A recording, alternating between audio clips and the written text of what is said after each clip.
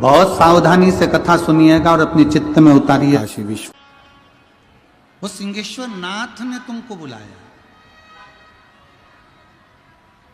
और ये वो पवित्र धरा है जहां पर केवल एक सिंहेश्वर नाथ ही नहीं, ब्रह्मा, विष्णु और महेश एक ही शिवलिंग के अंदर विराजमान है, जो आपको हाथ का झला दे देकर बुला रहा है। ये वो सिंहेश्वर है। आप ये ना सोचें कि कथा में आप जा रहे हैं, नहीं नहीं, रिश्तेदार के यहाँ रिश्तेदार जाता है, उसी तरह शिव महापुराण की कथा में जितने पुरुष इस कथा को श्रवण करने के लिए आए हो, आप सब के अंदर शंकर का एक अंश है, आप सब शिव का एक प्रतिबिंब हो, इसलिए शिव महापुराण की कथा में आप पहुंच रहे हो। और जितनी मेरी जीजियां, जितनी मेरी बेटियां, जितनी मेरी माताएं इस कथा के अंदर अगर विराजमान हैं, तो आप स्वयं शिव और शक्ति का एक प्रतीक हो। आपके अंदर माँ जगत जननी विराजमान है, आपके अंदर स्वयं देव अधिदेव महादेव विराजमान है, इसलिए आप शिव महापुराण की कथा तक पहुँचे हो, वरना आप शंकर की कथा तक नहीं पहुँचे।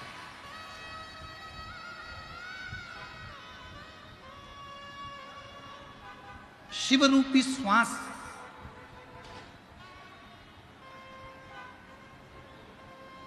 शिव रूपी श्वास शरीर से निकल रही है, आ रही है, जा रही है, तो ये शरीर है। और जिस दिन शिव रूपी श्वास निकलना बंद हो जाएगी, उस दिन ये शरीर शरीर नहीं रहेगा, फिर केवल ये शव बन जाए। शरीर से शिव गया तो शव बन गया, शरीर में शिव है तो फिर श्वास है, तो समझो कि ये शरीर।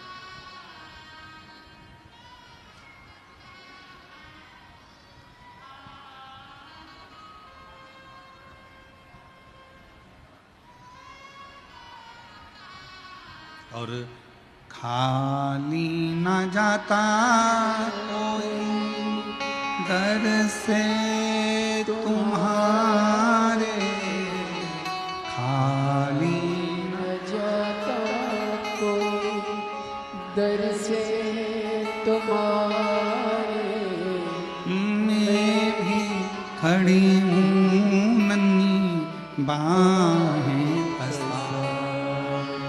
अपने हृदय लगा लो,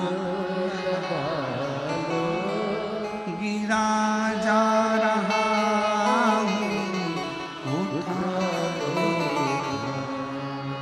भोले अपने दर अब तो ना टालो, गिरी जा रही।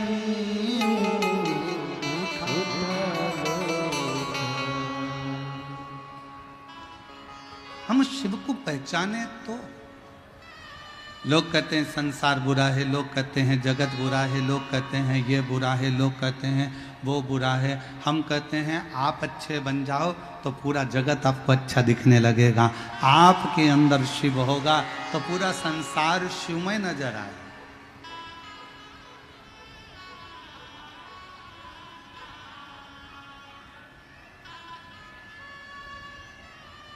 अच्छा बोलो मेरी जीजियों, उत्तर देना थोड़ा सा, बिहार की मेरी जीजियों उत्तर देना।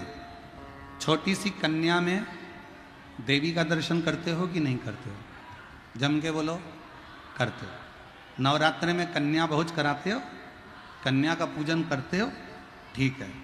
अब छोटी सी कन्या में तुमने देवी का दर्शन किया, वही कन्या जब शादी के मंडप में जाती है, फेरे होते हैं, विवाह होता है, मंगल पाणीग्रहण संस्कार होता है, दुनिया का सबसे पहला विवाह, दुनिया का सबसे पहला विवाह मंडप में किसका हुआ था? तो आप उत्तर दे सकते हो, शंकर और सती का हुआ था, शिव और सती का सबसे पहला विवाह। शिव और सती का हुआ।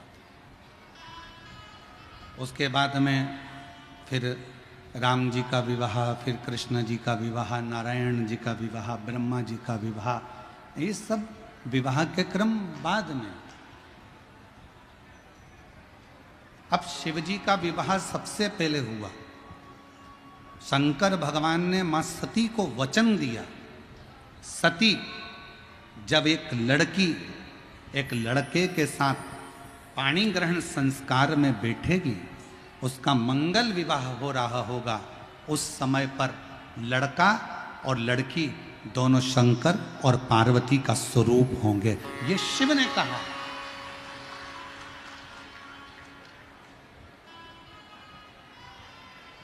आपके यहां का हमको नहीं मालूम बिहार का, पर हमारे यहाँ ऐसा नियम है, लड़की को अगर हल्दी लग जाती है तो घर की माँ फिर उससे काम नहीं कराती है।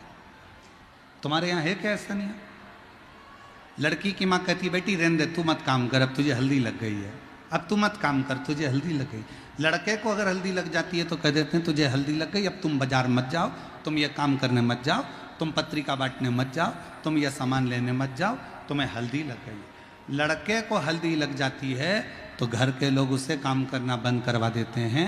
लड़की को हल्दी लगती है तो घर के लोग उससे काम कराना बंद करा देते हैं। उनसे पूछो क्यों, तो किसी ने कहा हल्दी भरा हुआ शरीर लेकर कहाँ जाएगा, इसलिए। ऐसा नहीं है, हल्दी भरा शरीर क्यों नहीं, जब हल्दी बाजार में बिक सकती है, हल्दी बाजार में लग सकती है, हल्दी की दुकान चल सकती है, तो शरीर में लगने में क्या दिक्कत। पर हल्दी भरा शरीर लेकर, ऐसा नहीं है, वो हल्दी लगने के बाद शंकर और पार्वती का एक स्वरूप हो जाता है, इसलिए वो इधर उधर नहीं जा पाए, उसका स्मरण किया। वो शिव और पार्वती का एक प्रतिबिंब है। अब कन्या में जगदम्बा का दर्शन किया, विवाह के बाद में बोलते जाओ वर और कन्या में शंकर पार्वती का दर्शन हुआ। अब लड़की सौभाग्यवती हो गई, सौभाग्यवती हो गई, यहां से लेकर मांग तक उसने सिंदूरा भर लिया। सिंदूरा भरने के बाद नाक में नथनी, कान में कुंडल, होठों पर लाली, माथे पर बिंदी, चोटी का गजरा, पाँव का महाबूर, हाथ की चूड़ी, पाँव की पायल, बिछुड़ी, 16 श्रृंगार नारी ने कर लिए। जैसे ही 16 श्रृंगार हुए, 16 श्रृंगार जैसे ही पूर्ण हुए, पूर्ण होते से हम उसको सौभाग्यवती नारी कहने लगते हैं, हम उसको सौभाग्यवती स्त्री कहने लगते हैं। सौभाग्यवती का मतलब क्या होता है कि जैसे शंकर भगवान की धर्म पत्नी माता सती अपने पति के लिए सती हो जाती है, उसी तरह जब सिंदूरा चढ़ने के बाद अगर पति के लिए, अगर पत्नी मौत से भी लड़कर अपने पति की जान वापिस लेकर आ जाती है, उसको सती का भाव, उसको सात्विकता का भाव दिया गया। फिर वो पार्वती बन गई, फिर वो सती का रूप बन गई। तो हमारी शिव महापुराण की कथा कहती है कि जितने संसार के मनुष्य हैं, जितने पुरुष हैं, वो सब शंकर का एक स्वरूप है, उन सब के अंदर शिव बसता है, वो शंकर का एक प्रतिबिंब है। और जितनी मेरी माँ है संसार की, वो सब मेरे शिव शक्ति का, माँ जगत जननी का एक प्रतिबिंब, माँ दुर्गा का एक लाइन गुनगुनाते हैं, लोगों ने उसको गाया है, तुझ में रब दिखता है यारा में क्या, सब में शिव दिखता है यारा में क्या, हर एक में वही दिख रहा, सब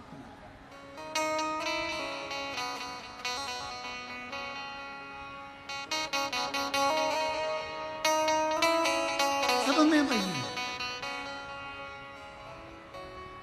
ऐसा कोई स्थान नहीं जहां पर वो नहीं। वो कहते हैं ना, पीते शराब हैं और कहते हैं नशा खराब है, पीते शराब हैं और कहते हैं नशा खराब है, खुद कुछ नहीं करना चाहते और कहते हैं किस्मत खराब है। हर एक व्यक्ति का यही मांजरा है, हर एक व्यक्ति का यही मांजरा है, खुद अच्छा देखता नहीं और कहता है जमाना खराब है।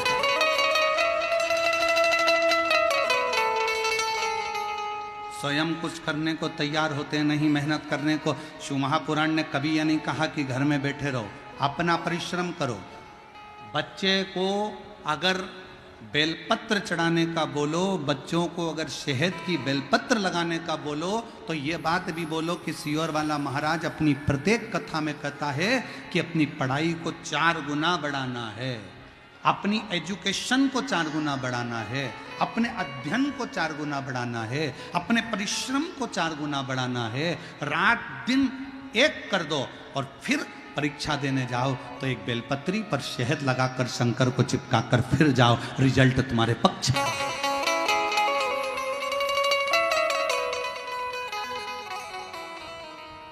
अब दुनिया के लोग तो आधी बात बताते नहीं कि मिश्रा जी ने कहा है बेलपत्री पर शहद लगाओ, पर उन्होंने मिश्रा जी ने जो कहा कि मेहनत भी तो करो, परिश्रम भी तो करो।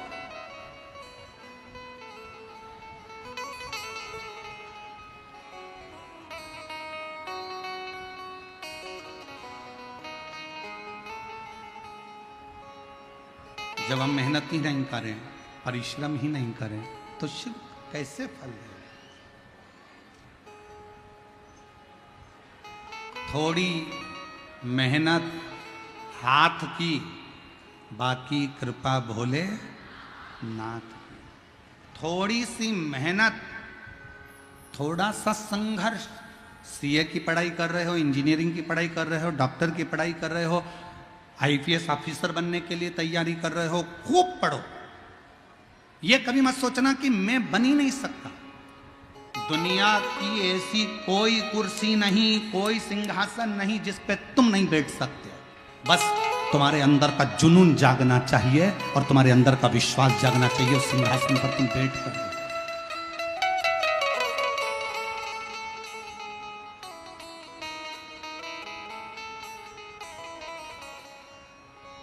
अपने भीतर के संघर्ष को, अपने भीतर के जुनून को जगाइए। कौन कहता है भगवान आते नहीं, द्रौपदी की तरह तुम। कौन कहता है भगवान खाते नहीं, बैर शबरी की तरह तुम खिलाते नहीं। कौन कहता है भगवान सोते नहीं, माँ यशोदा की तरह तुम सुलाते।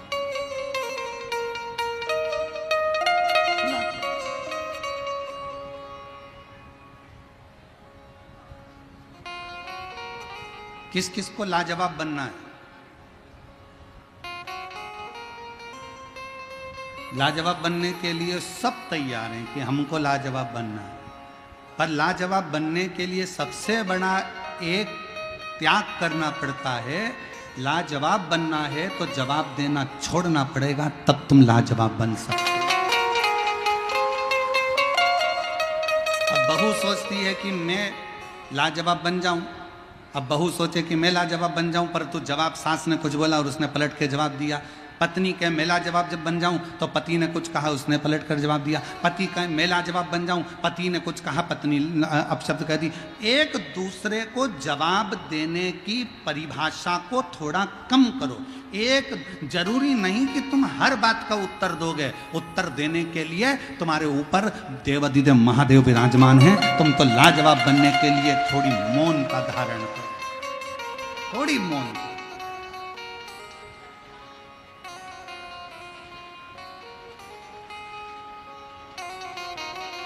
धनु राजा के 2 पुत्र थे।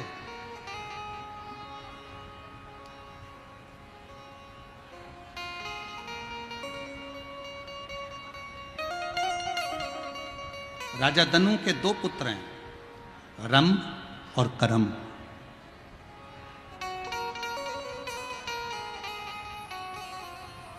दोनों तप करने गए, तपस्या में लीन होने गए, और इनके घर में औलाद नहीं थी। रंभ के घर में भी औलाद नहीं थी और करम्ब के घर में भी औलाद नहीं। दोनों के घर संतान नहीं। दोनों तप करने चले गए।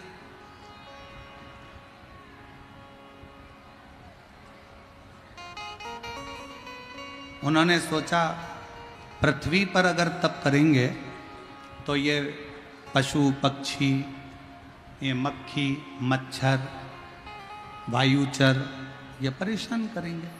तो इन्होंने सोचा कि एक काम करते हैं, पानी के अंदर बैठकर तप करते हैं। दोनों की दोनों रंभ और करम पानी के अंदर बैठ गए। इतने में एक मगर आया और उसने करम्ब को खा लिया। एक भाई मर गया, करम्ब मर गया,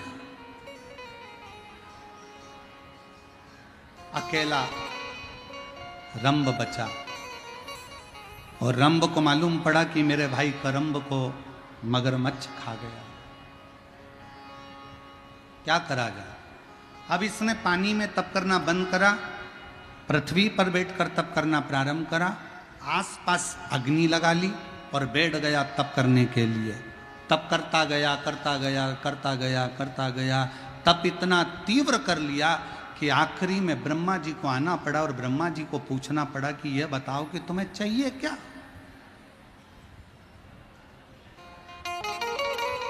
जब आप प्रतिदिन रोज शिव के मंदिर में जाकर एक लोटा जल चढ़ाते रहोगे, रोज शंकर के मंदिर का चढ़ा हुआ जल आचमन करते रहोगे, रोज शंकर के मंदिर में झाड़ू और पोछा लगाते रहोगे, किसी के घर में कोई व्यक्ति रोज काम करे, उससे तनख्वाह की कोई बात नहीं।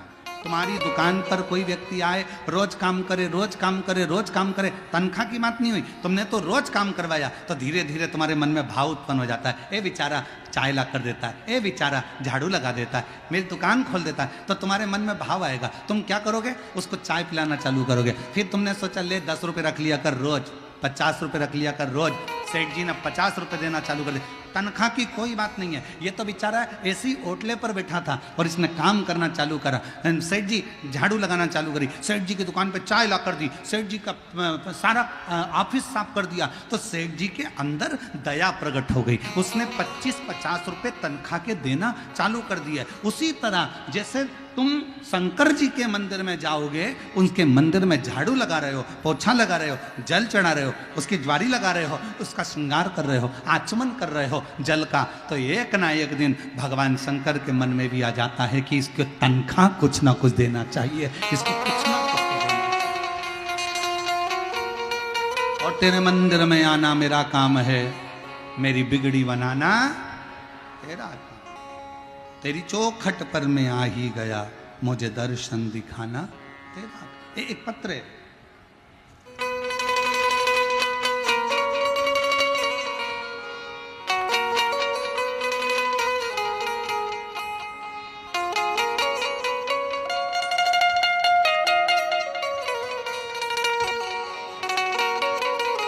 नम्रता सिंह, कौशल सिंह, ग्राम लाभा, जिला कटिहार, जिला कटिहार, ग्राम लाभा। पत्र को आप लोग एलईडी पर पढ़ सकते हैं, आस्था चैनल पर पत्र को पढ़ सकते हैं। नम्रता सिंह, कौशल किशोर सिंह, ग्राम लाभा, जिला कटिहार से हैं। कहीं बैठे हों और बच्चा आया हो साथ में तो उसको ला सकते हैं। मेरी शादी 2015 में हुई, मेरा पहला पुत्र 2016 में हुआ। जन्म के होते से ही उसके दिल में छेद था, उसके दिल में छेद था। डॉक्टरों को दिखाने के पश्चात 1 महीने का दवाई दिया और उन्होंने बोला इसे खाकर अगर कोई सुधार नहीं आया तो ऑपरेशन करना होगा। उसका इलाज कलकत्ता के रविंद्रनाथ टैगोर अस्पताल में चल रहा था। मैं बाबा की कृपा का क्या बखान करूं गुरुदेव, बाबा से क्या बोलूं। दवाई लेते लेते लेते लेते 2016-17 ऐसे निकलते चले गए पर ठीक नहीं हुआ, उसका दिल का छेद भराया ना। तब एक बार चैनल बदलते बदलते आपकी कथा मेरे को समझ में आई और मैंने कथा पर विश्वास किया। गुरुदेव, मैं उस बच्चे को 2016 से ऐसे संभालती जैसे कांच का सामान होता है गुरुदेव, क्योंकि डॉक्टर ने कहा था इसका दिल का छेद नहीं भराया तो इसको बहुत संभाल कर रखना पड़ेगा। डॉक्टरों को जगह जगह जाकर दिखाया, कोई आराम नहीं लगा गुरुदेव। समय निकलता गया, तब एक बार हम मन में विचार करें कि अब करें तो करें क्या। हमने बाबा का एक लोटा जल अपने बच्चे को पकड़ाया, शिवजी के मंदिर ले जाना चालू करा। शिवजी के मंदिर में जल चढ़ाते, उस जल को लेकर बच्चे को पिलाकर उसके हृदय को लगा देते। बाबा एक बेलपत्र बच्चे को नंदी के पास बिठाकर खिला देते। आज मैं बाबा को धन्यवाद देने आई हूँ। दूसरी बार जब हम वापिस कलकत्ता के हॉस्पिटल में दिखाने के लिए पहुँचे तो डॉक्टरों ने कह दिया अब तुम्हारे बेटे का जो दिल में छेद था वो भरा गया है, ऑपरेशन की जरूरत नहीं है, ऑपरेशन की जरूरत नहीं है। आज मेरा बेटा पूर्ण तरह से स्वस्थ हो गया गुरुदेव। हम बाबा को पंडाल में कथा सुनाने के लिए लेकर आए हैं और यहाँ प्रणाम करने के लिए आए हैं। और तेरी कृपा का क्या है भरोसा, कब किस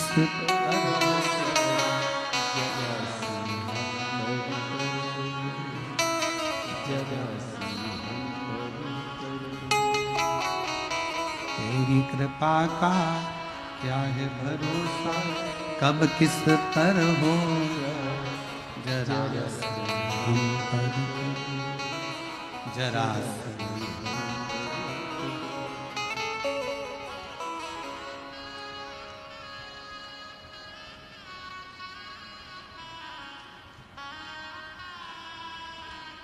सबका कल्याण। तूने ऐसी दुनिया में कौन है जिस पे कृपा ना करी, जिस पे तूने करुणा ना करी। ब्रह्मा ब्रह्मलोक में, भगवान विष्णु बैकुंठ लोक में, पर इस पृथ्वी का तो एक ही देव है और इस पृथ्वी का वो देव आदिदेव महादेव है जिसका एक लोटा जल हमारे जीवन की सार्थकता सिद्ध कर देगा, सार्थकता सिद्ध।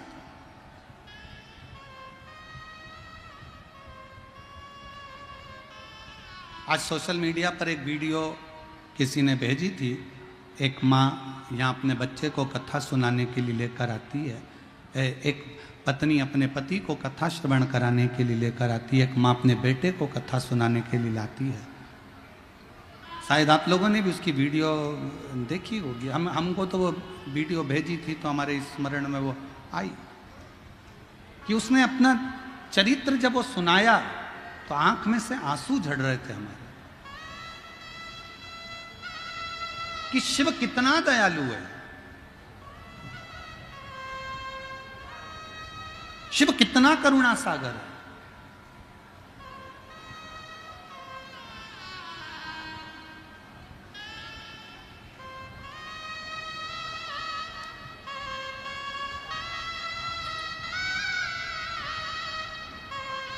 सुषमा देवी, पति विजय शंकर झा, पंच गढ़िया, सहरसा, बिहार से हूँ।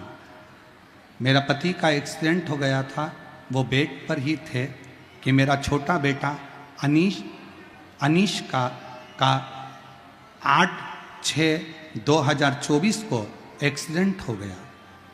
सहरसा में भर्ती किए, डॉक्टर रेफर कर दिए, विराटनगर नेपाल न्यूरो में भर्ती किए।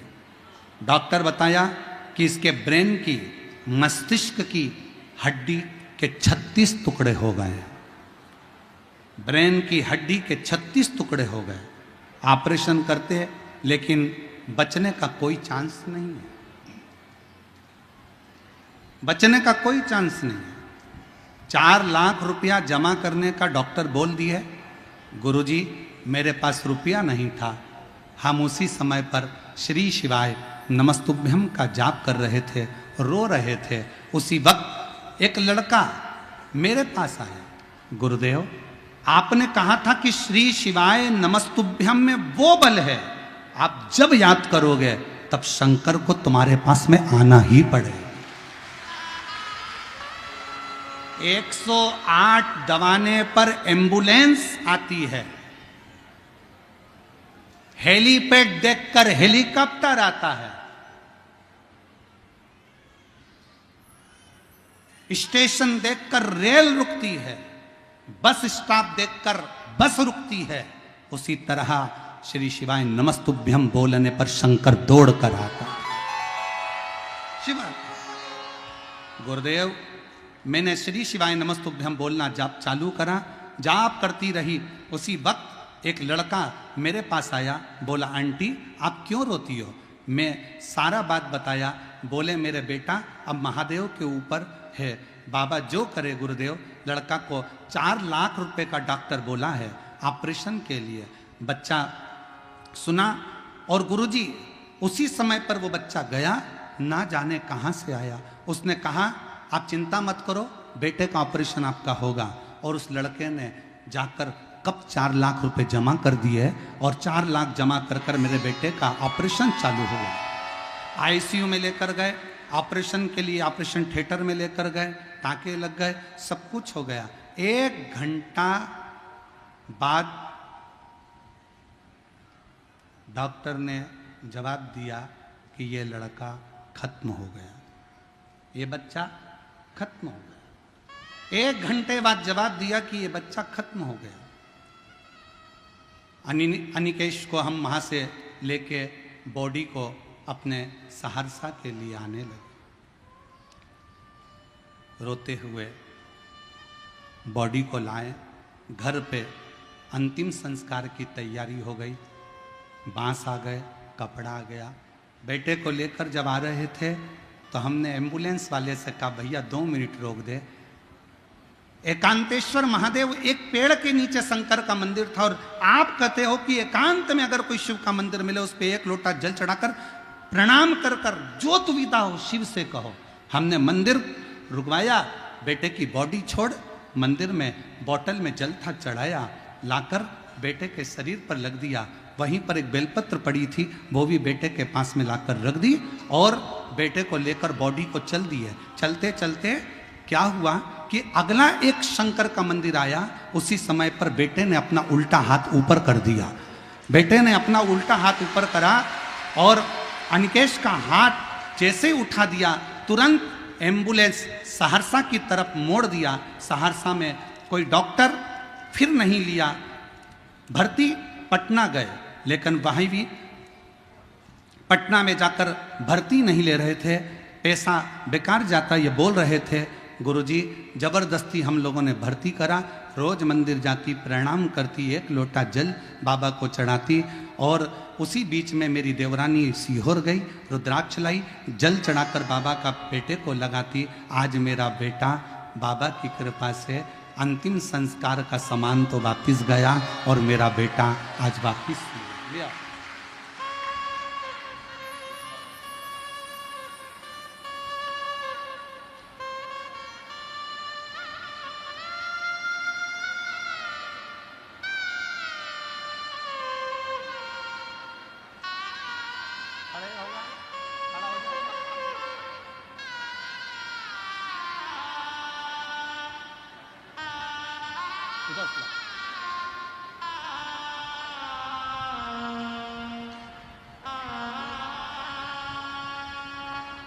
और तेरी कृपा का क्या है भरोसा, कब किस पर हो जरा जरा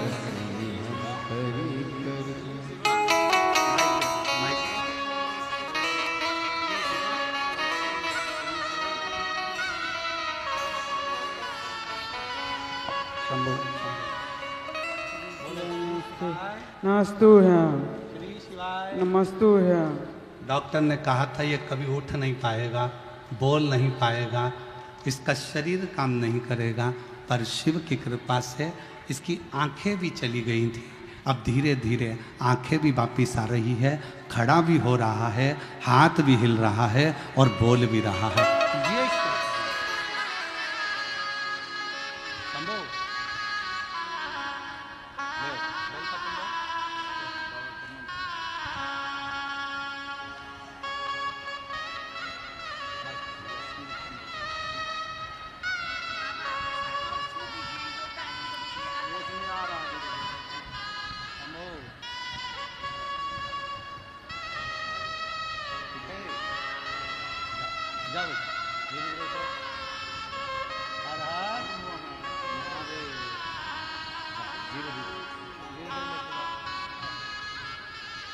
और खाली ना जाता कोई दर से तुम्हारे, खाली ना जाता कोई दर से तुम्हारे, मैं भी खड़ी हूँ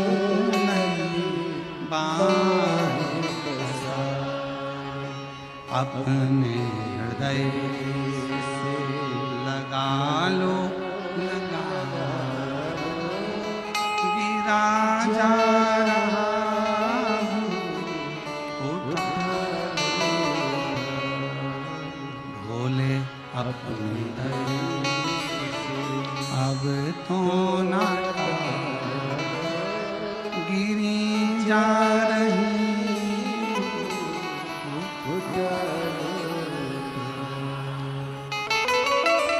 जी ने पत्र में लिखा,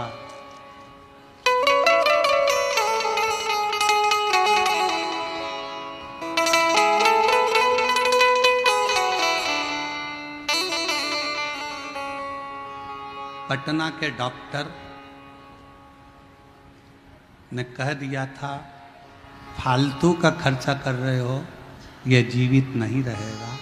पर जब शरीर धीरे धीरे काम करने लगा तो पटना के भी डॉक्टर बोलने लगे कि ना जाने कौन सी शक्ति तुम्हारे बेटे को ठीक कर रही है, समझ नहीं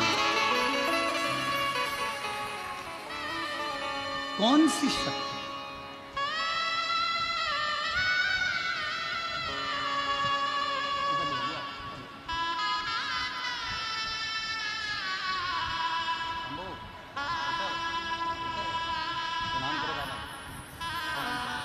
यही वो बच्चा है, 2016 से इसके दिल में छेद था और छेद भराया नहीं था, तो डॉक्टर इसका ऑपरेशन का कर रहे थे और जीजी ने शिव जी को जल चढ़ाना, पिलाना, बेलपत्र खिलाना, श्री शिवाय नमस्तुभ्यम का जाप किया।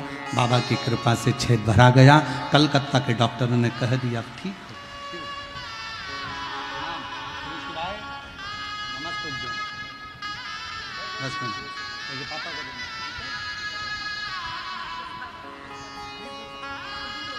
रिश्ता तेरा मेरा सबसे प्यारा, तू मेरा बाबा मैं हूँ तेरा लाला, मैं हूँ तेरा, तू मेरा बाबा मैं हूँ तेरा लाला, मैं हूँ का भरोसा। जब आप मुख से श्री शिवाय नमस्तुभ्यम का उच्चारण करते हो, शिव तुम्हारे करीब में आता है, शंकर नजदीक। एक लड़का 3 साल से कोमा में पड़ा है।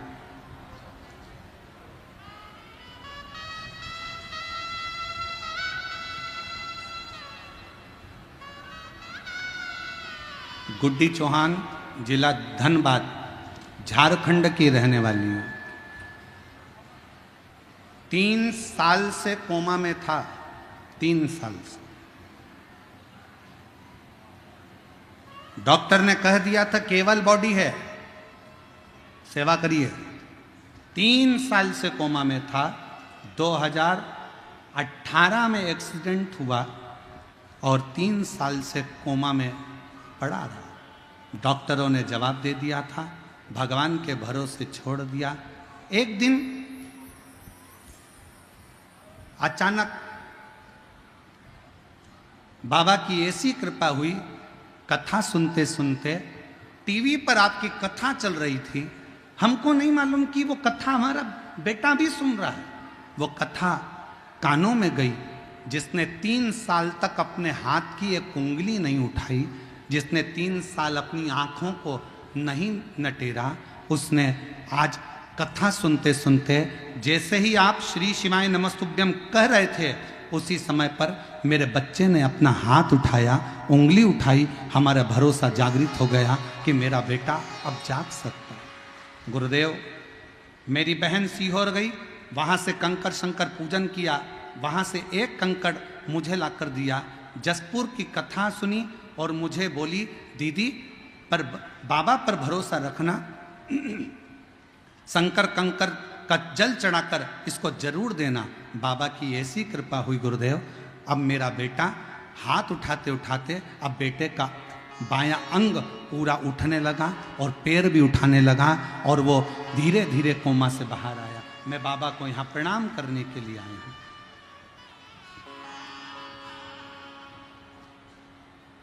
एक लाइन अच्छी लिखी है, सब लोग गुनगुनाएंगे साथ में।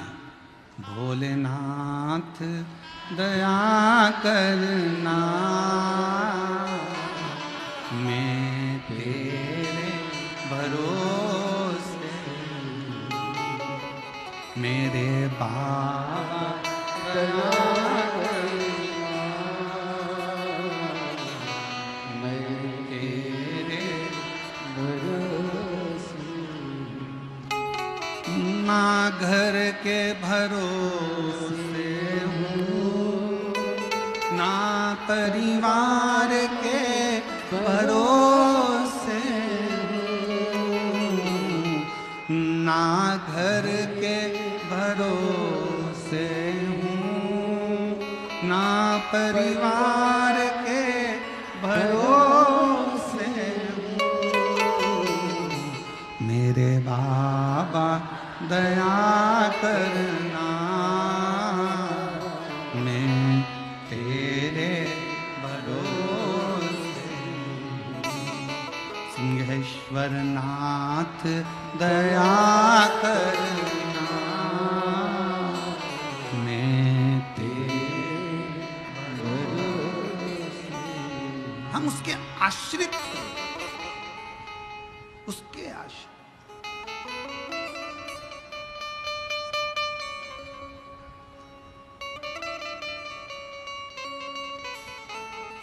ऐसी कौन सी उलझन है जो मेरा शंकर सुलझा नहीं सकता। मेरी जीजियों, मेरे जीजाओं, मेरी बेटियों बेटाओं, मेरी माताओं, मेरे भाई, ना जाने फिर कहूँगा मैं ये बात, 2 दिन पहले भी यह बात कही थी, आज फिर कह रहा हूँ। ना जाने कौन सा पुण्य बिहार के इन लोगों ने, भक्तों ने करा है, जो सिंहेश्वर बाबा की इस पवित्र भूमि पर बैसाख में प्रदोष के दिन कथा को सुन रहे हैं। कौन सा और दिल लूट लिया सिंहेश्वर के निवासियों ने। हम देख रहे थे रास्ते में से आते आते, कोई पानी पिला रहा, कोई शरबत पिला रहा। आज तो एक अलग सी नज़ारा हमने देखा कि लोग रोड पर पानी डाल रहे थे।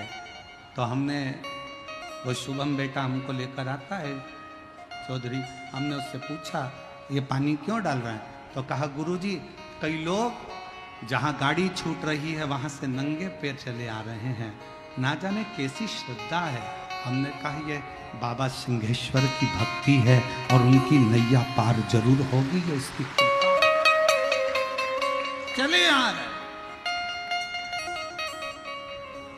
चले एक एक दुकानदार, मैं धन्यवाद दूं, कितना कितना साधुवाद दूं मैं साहब, मैं यहाँ की पुलिस प्रशासन को, यहाँ की एक एक व्यवस्था को देखकर।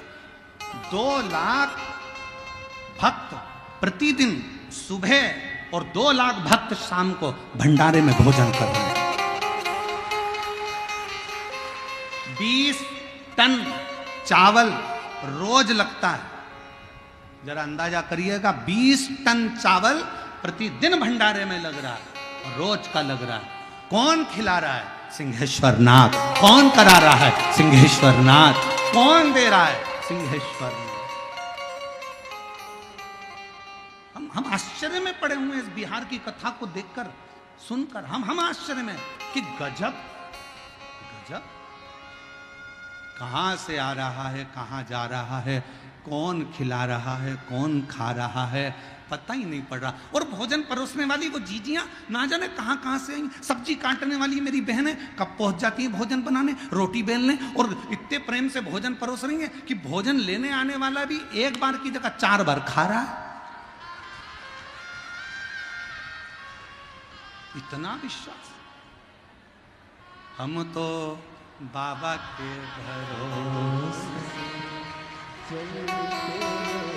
हम तो बाबा के भरोसे,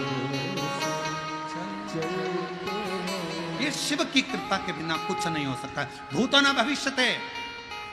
और ये नजारा अगर बिहार वालों ने 2 दिन की कथा और है, कल मासिक शिवरात्रि भी है और कल हमारी कथा की भी शिवरात्रि है, और परसों सुबह की कथा 8 बजे से 11 बजे तक हो जाएगी।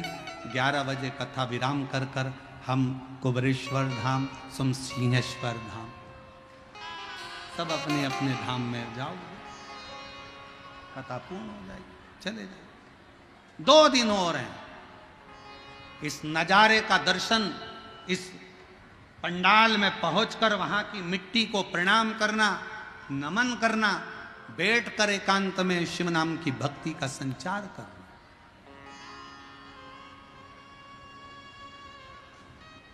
जो दिन में नहीं आ सकते वो रात्रि में आकर बैठकर 2 मिनट श्री शिवाय नमस्तुभ्यम प्रणाम करो, भजन करो, कीर्तन करो, बाबा की भक्ति करो, जाओ।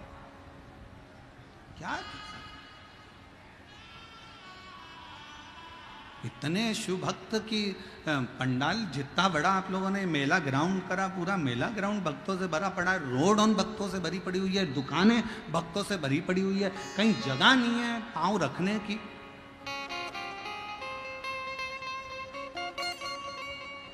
शिव भक्त। धनु राजा के 2 बेटे थे, रंब और करम्ब। करम्ब को मगर खा गया, रंब ने अग्नि जलाकर तप किया। तब साधना का फल मिलता है, मना नहीं, पर भगवान जब सामने प्रकट हो तो उससे मांगा कैसे जाता है वो समझने वाला विषय।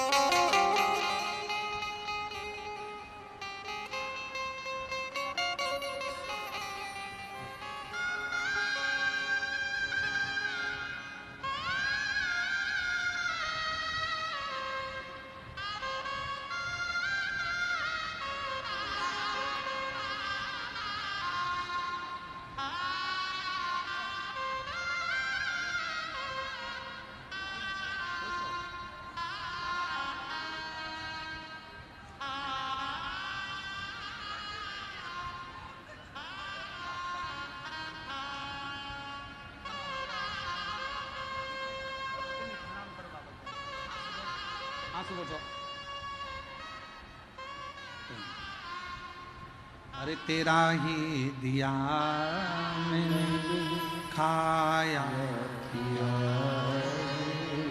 तेरा शुक्रिया, तेरा शुक्रिया।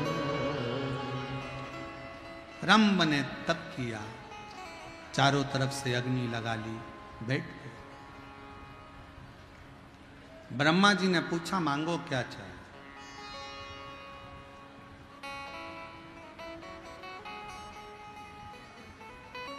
भगवान से मांगने के लिए भी तुमको सोचना पड़ेगा 50 बार, विचार करना पड़ेगा। कभी कभी भगवान देने को तैयार हो जाता है पर हम मांग ही नहीं पाते। एक सेठ सेठानी मंदिर में जल चढ़ाने गए, साथ में अपने पोते को भी ले गए। लोटा था एक, पति के पहले मैं चढ़ाऊं, पत्नी के पहले मैं चढ़ाऊं, पोता के पहले मैं चढ़ाऊं। लोटा शंकर जी के ऊपर, वो इधर खींचे वो उधर खींचे, शंकर जी के ऊपर ही लोटा धड़ से गिर गया। जैसे ही शंकर जी के ऊपर लोटा गिरा, पार्वती जी शिव जी की पूजन कर रही थी, उन्होंने शंकर भगवान को देखा तो उनके सिर पे गुम्मा पड़ा, अच्छा खासा सिर यहां से ऊंचा हो गया। पार्वती जी बोली भोले बाबा ये क्या हो गया? शंकर भगवान बोले एक पति पत्नी जल चढ़ाने के लिए झगड़ा कर लिए, पोता भी झगड़ा कर लिया, लोटा मेरे सिर पे गिर गया। पार्वती जी ने कहा इतनी सच्ची भक्ति कि लोटा गिरा शिवलिंग पे और गुम्मा पड़ गया शंकर को। पार्वती जी बोली अभी की अभी जाओ और उनको वर देकर आओ। शंकर भगवान बोले ऐसा कोई होता है क्या? एक तो उन्हें लोटे की मार दी, ऊपर से क्या वर देकर आओ? कुछ भी हो पर तू वर तो देकर आओ। शंकर भगवान पार्वती के कहने पर पहुंच गए। शिव जी ने कहा मांगो तुम्हें क्या चाहिए। सेठ जी ने पूछा तुम कौन? शंकर जी। पहले तो कभी नहीं आए। भगवान बोले ऐसा लोटा भी कभी नहीं पड़ा। पड़ा तो आना तो पड़े। मांगो तुम्हें क्या चाहिए। इतने में पत्नी बोली लेडीज फर्स्ट, पहले मैं मांगूंगी, तुम नहीं मांगोगे। शंकर भगवान ने कहा जिसकी मर्जी हो वो मांग लो, मांगो किसको मांगना। पत्नी बोली मैं, पति के मैं, पत्नी के मैं, पोता के मैं। इतने में भगवान शंकर बोले पहले इसको मांग लेने दो, लेडीज फर्स्ट, मांगने दो। तो इसने कहा भगवान भोलेनाथ मुझे अगर देना चाहते हो तो मुझे तुम 16 साल की बना दो।